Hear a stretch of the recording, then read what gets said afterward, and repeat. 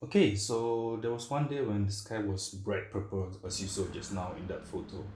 And immediately there was just outside my house, and immediately I went out to a railway that was quite new in my area. And but by the time I got there, it just became dark.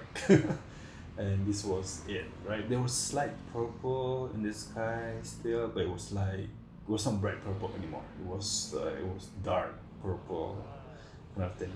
uh, yeah, not very safe to cross the road, but that's the way we do in Jakarta. So yeah, I know this area very well. I mean, it's just right in front of my estate, right? So, and pass this, I have to pass this area every single day if I want to go out. And I always wanted to shoot something over here, right? But never had the chance to actually try to figure out what I wanted to shoot until a couple of days or weeks before this. I actually envisioned a low angle, slow shutter speed, motion train photo that's I wanted to shoot, right? So that's the kind of scene that I wanted. So basically, you have train moving that's come towards you, low angle, and you know everything just looks wow, in all in motion. So I did a test shot here just to see the setting, right? So in my first try, I managed to get the setting right. So if you guys are wondering what setting I used, it was shutter speed 1/10 of a second and f2.8 and ISO 1600. And as you can see with the IVs on as well, obviously the train is in motion blur, but then you saw just now the fences were all static stable, right? But that's not what I want. That's not what I wanted. And I wanted, like, I don't know, all in motion blur, but then like, the train will be in motion blur for sure, right? It's in high speed mode, right? But the surrounding, I wanted it to be in motion as well with the train. And you'll see later that I actually managed to get the shot that I wanted. But right now, over here, you can see the sky. I mean, it's very slight. You can slightly see that it's purple, right? It's like dark purple. It was bright purple earlier, and if I just had come earlier, I thought that would have been perfect. And the Ricoh, it can capture the colors that you don't normally see with your own eyes. So that's great. So I was hoping that the camera would help me a little bit later in in keeping that color in the data, and in the post process, and could work something out. And yeah, so I knew that the train was going to come from the other side now. They always do that. So one time, one train would come from one side, and then after it has passed, then another train would come from the other side. I really see them like passing each other in this area. So yeah, I was just waiting for the next train, and the rail was on the other side, right? It's very challenging because I'm using a Ricoh GR III. It's a compact camera. It's not like I can use a telephoto zoom lens, something like that. Something super super long. But that's not what I wanted anyway. I wanted white. I wanted something that's encompass every single scene over there, right? I just wanted something. I don't know what's the word for it. I just wanted something very, very dreamy, so to say, right? Mysterious, and I will share with you later the results of my photo that I've envisioned in my head over and over again, and finally got it in in this video. Yeah, it was quite a long wait, but I knew the train was gonna come from that side anyway. And yeah, just you know, street photography, You just have to wait, right? Waiting is like part of the game. And yeah, this flyover is actually very new, so there wasn't that many. Well, these motorcycles were not supposed to be there anyway. I mean, I was not supposed to be there anyway, but who cares, right? As long as keep yourself safe. So I keep myself safe to make sure that I'm always behind the fence. Look around just in case any bugbears or anything like that. But luckily nothing happened. And yeah, next time I think I would go much closer to those light sources. See if I could come up with something interesting over there. I have nothing in vision right up until now, but yeah, definitely gonna go there next time around. Just gonna have to figure out what I wanted to shoot over there. You just have to test and take some visual notes. And yeah, so the train was coming. Uh, Again, because the train is on the other side of the railway, it's just too far from my camera, right? You can see the results. I pretty much get there's no real effect over there, right?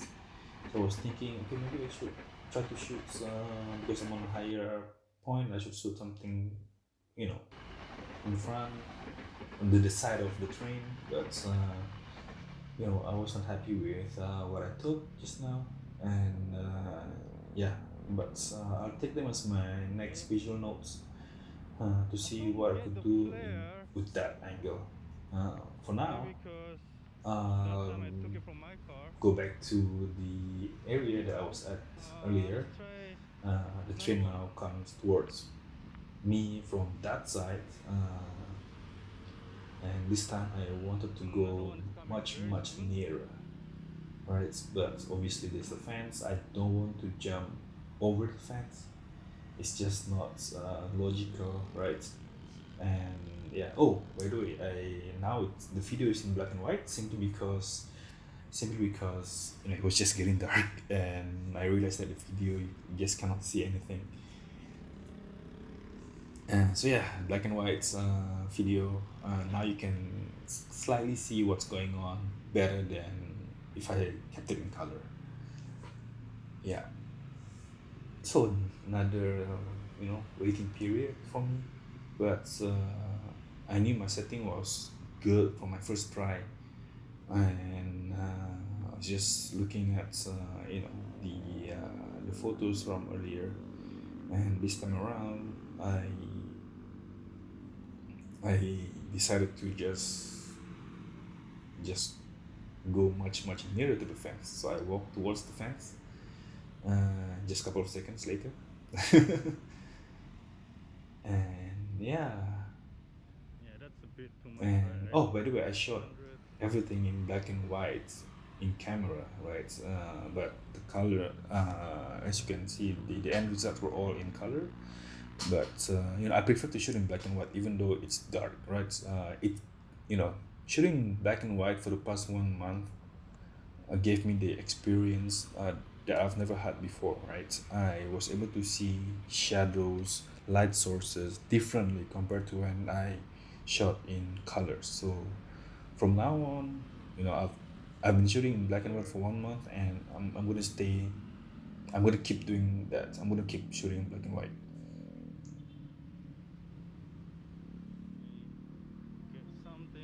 So yeah, if you guys are still around, thank you for watching. Remember to like this video, subscribe, comment. And yeah, the train was coming, so I came much nearer. Put my hands over the fence, uh, rather than putting my whole body over the fence.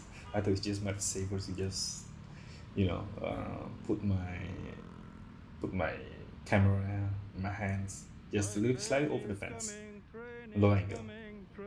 At least I know the train won't hit me, but oh, you can see the train was coming.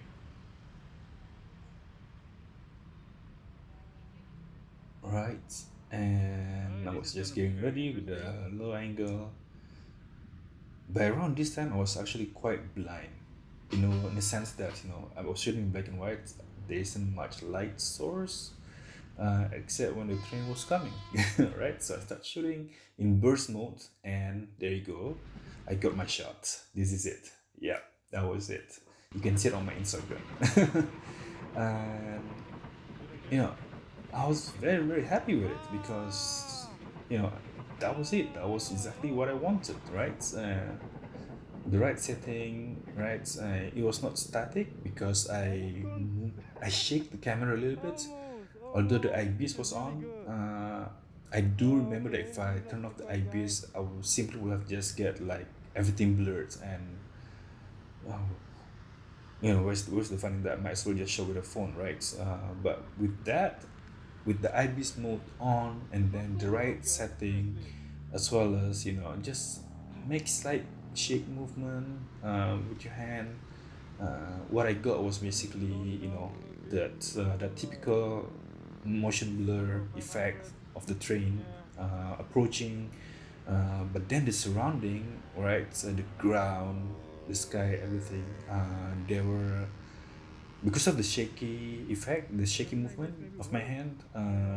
They were also slightly in motion as well. So it's like everything came, the whole photo became whole because of that.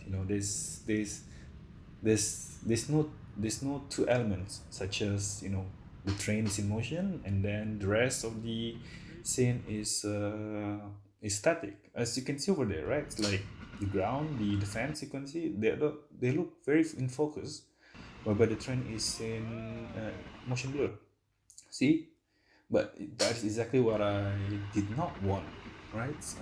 I wanted something more alive, basically, and having that effect, it just became more mysterious, and I like that, and that was exactly what I wanted, right? So yeah, I was trying a different shutter speed here because I wanted to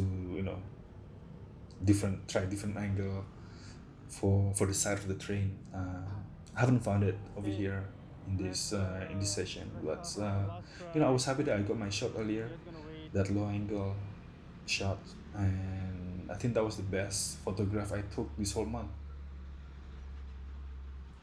It's crazy that I actually envisioned that in my head before I actually drew, like something on paper. Not much of a drawer, but I was able to just a little bit I tried to create visual notes so that you know like during this time, I when I knew the timing was right with the sky being of different color, right? I knew what I wanted through and through. So yeah, I was just happy basically. And this is my last attempt in trying with different settings. So yeah, the train was coming. This time, for some reason, the train came very fast. But yeah, you can see here in this part that yeah, you see the ground is static, everything, the lamppost static. It's in motion, sure, but then like everything else, they're just not together. I don't think was a whole, right? The photograph was whole. So yeah, so that was it. Thank you very much for watching, and if you want to see more, comment, subscribe, like, and follow my Instagram too. Thank you. Bye bye.